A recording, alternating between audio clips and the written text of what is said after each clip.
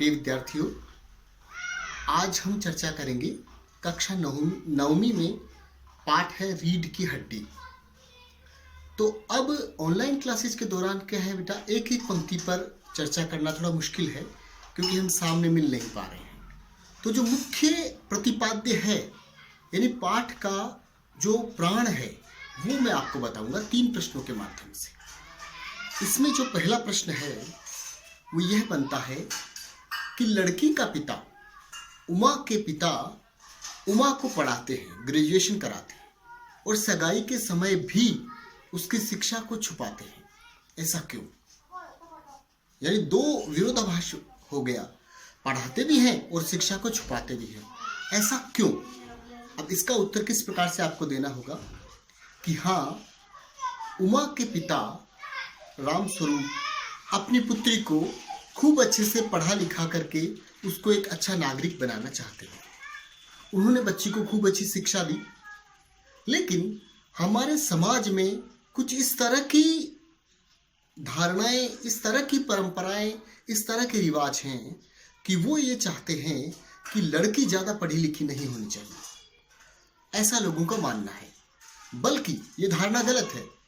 अगर ज़्यादा पढ़ी लिखी लड़की होगी बेटा, वो सब कुछ ठीक से समझ पाएगी, वो घर परिवार समाज सभी के लिए सफल होगी।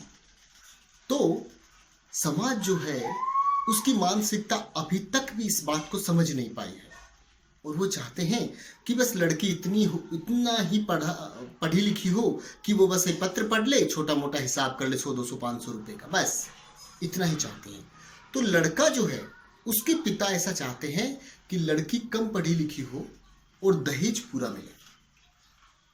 तो इस पाठ में जो पिता की मजबूरी है उसको दर्शाया गया है कि पिता पढ़ाने के बाद भी अपनी पुत्री की शिक्षा को छुपाते हैं, क्योंकि आज तक समाज की ऐसी धारणा बनी हुई है कि ज़्यादा पढ़ी लिखी लड़की जो है वो परिवार में ठीक से समायोजित नहीं हो पाएगी।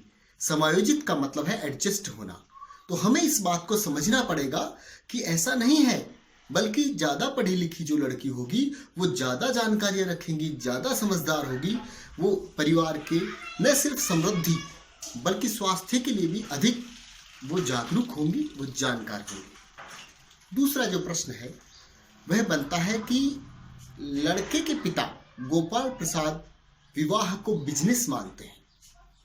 ऐसा क्यों?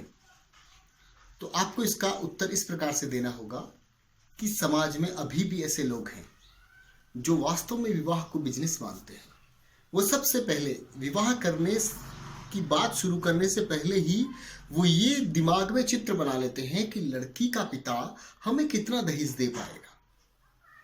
यही कारण है कि जब लड़के का पिता लड़की के घर पे यानी उमा के घर पे पहुंचता है तो वो लड़की के पिता से कहता है कि ठीक है, बाकी सब तो हमने देख लिया, अब बिजनेस की बात करते हैं। कितना घटिया वाक्यांश है, बिजनेस की बात करते हैं। तो विद्यार्थियों, हमें इस बात के पूरी तरह से खिलाफ होना चाहिए, क्योंकि विवाह जो है वो 2 आत्माओं का ही नहीं बल्कि 2 परिवारों का मिलन है। ठीक है, उसमें बिजनेस जैसा जो शब्द है जो यहाँ पर समायोजित नहीं होता है और निम्न स्तर का शब्द है, उसे हमें बिल्कुल उसकी खिलाफत करनी चाहिए। विवाह बिजनेस नहीं होता है। गोपाल प्रसाद की इस बात से हमें सहमत नहीं होना चाहिए। तीसरी बात कि पाठ का नाम रीढ़ की हड्डी रखा गया है। क्या आप इससे सहमत हैं? तो आपको बोलना है हाँ, हम इससे पूरी तरह से सहमत हैं, क्योंकि यहाँ पे रीढ़ की हड्डी का मतलब बैकबोन नहीं है, शरीर का जो हिस्सा होता है वो नहीं है रीढ़ की हड्डी। यहाँ पाठ पढ़ने पर हमें पता चलता है कि रीढ़ की हड्डी का मतलब यहाँ पर चरित्र है, और लड़के का चरित्र ठीक नहीं होता है तो लड़की बोलती है कि अपने पुत्र की रीढ़ की हड्डी तो देख लो, सही है कि नहीं। तो यहाँ पर वो लड़के का जो शरीर में जो दिक्कत है उसकी तरफ इशारा नहीं करती है, बल्कि वो लड़के के चरित्र की ओर इशारा करती है।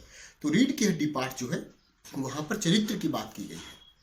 किसी ने सच ही कहा है कि अगर आपका धन चला गया तो कुछ भी नहीं गया, अगर आपका समय चला गया तो कुछ गया है, यानी नुकसान हुआ है थोड़ा, किंतु अगर आपने अपना चरित्र खो दिया तो समझो सब कुछ खो दिया। धन्यवाद।